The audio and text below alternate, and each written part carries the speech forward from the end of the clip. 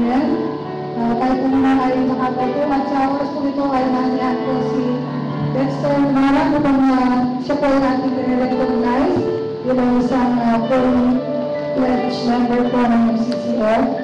Please come as ready. Amen. Tawagin natin si Maui na nag-disciple sa kanya. Maui, yan. Amen. Si Maui pa nag-disciple, area 4, pero nakikinabang sa kanya area 1. Ganun talaga tayo, di ba? Yun ang unity na tinatawag. Father, nagpapasalamat kami kay Dexter O Lord God, at siya po ay lumago sa iyo. Lumalago pa rin, Panginoon.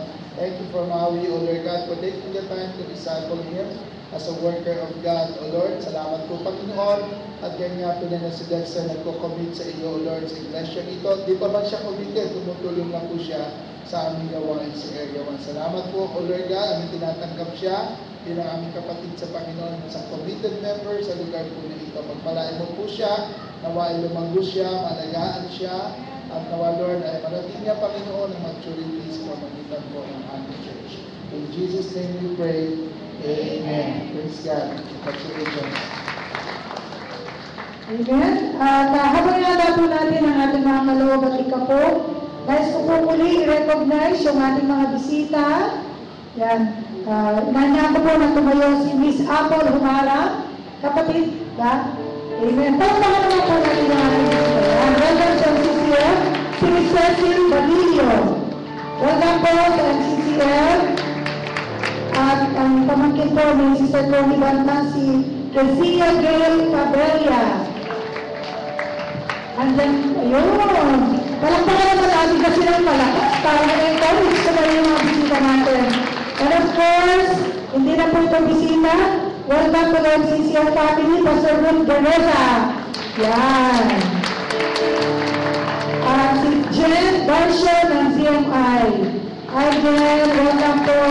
Meron pa po maglalabas yan sa palakpak na yan. Yan. Siyempre, nasa mag-encourage pa mas malakas po yung ating palakpak. At nandito po kanina si Pogo de Gracia, kaya lang umalis na po yata, ano? Wala na. Okay? At sa puto po ito, handa po natin ang ating mga kalooban ni Kapu.